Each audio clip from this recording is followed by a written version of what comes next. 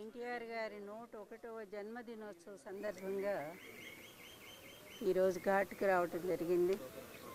ఆ మహనీయుడు ఎన్ని సంవత్సరాలైనా ఆయన చరిత్ర అజరామరంగానే ఉంటుంది. తెలుగు జాతి ఉన్నంత వరకు తెలుగు వాళ్ళ గుండెల్లో ఆయన స్థిరమైన స్థానాన్ని సంపాదించారు. ఒక నటుడుగాను, అదేవిధంగా గొప్ప రాజకీయవేత్తగాను భారతదేశంలో కాంగ్రెస్కి యాంటీ పార్టీలన్నింటినీ కూడా ఆయన కలిపి ఒక తాటి మీదకి తీసుకొచ్చి నేషనల్ ఫ్రంట్ స్థాపించి మొత్తం భారతదేశంలోని తెలుగు జాతి గౌరవాన్ని నిలబెట్టిన ఏకైక వ్యక్తి ఒక నందమూరి తారక రామారావు గారు. నేను ఆయన భార్యని అవటం ఎన్నో జన్మలుగా చేసుకున్న పుణ్యం నేనది. ఆ మహనీయుడిని ఇప్పుడు కుటుంబ సభ్యులు మేమే కాదు, యావత్ ఆంధ్ర జాతే కాదు, ఎక్కడ విదేశీయాల్లో ఉన్న తెలుగు జాతి కూడా ఆయన్ని స్మరించుకుంటూనే ఉంది. ఎన్నో చోట్ల మరి ఈ కార్యక్రమం నిర్వహిస్తూనే ఉన్నారు. ఎన్నో అన్నదానాలు జరుగుతున్నాయి, ఎన్నో రక్తదానాలు జరుగుతున్నాయి. ఇన్ని సంవత్సరాలు ఆయన చనిపోయి దాదాపు 28 సంవత్సరాలైంది. 96 ఆయన జనవరి 18వ తారీఖు మనల్ని అందరినీ వదిలిపెట్టి వెళ్ళారు.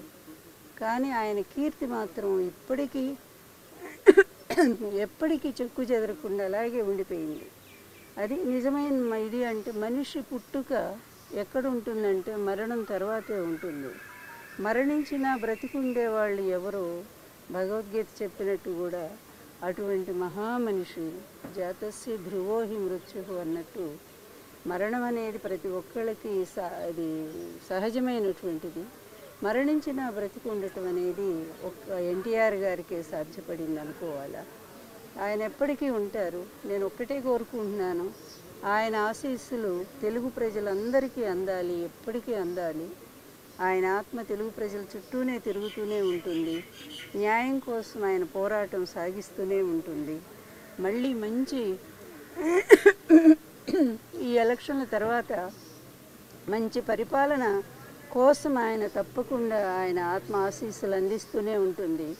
ఆంధ్రప్రదేశ్లో మంచి సుపరిపాలన మళ్ళీ కంటిన్యూ కాబోతూ ఉంది. అదేవిధంగా ఇక్కడ తెలంగాణ రాష్ట్రంలో కూడా మంచి పరిపాలన వాళ్ళు అందించాలని మేము కోరుకుంటూ ఉన్నాము. ఎందుకంటే ఎక్కడున్నా తెలుగు జాతి, తెలుగు ప్రజలు సుఖంగా ఉండాలి. నాయకులైన వాళ్ళు స్వార్థానికి, అవినీతికి తల వంచితే ఏ విధమైనటువంటి శిక్షలు ఉంటాయో కూడా ప్రత్యక్షంగా చూస్తూ ఉన్నాము.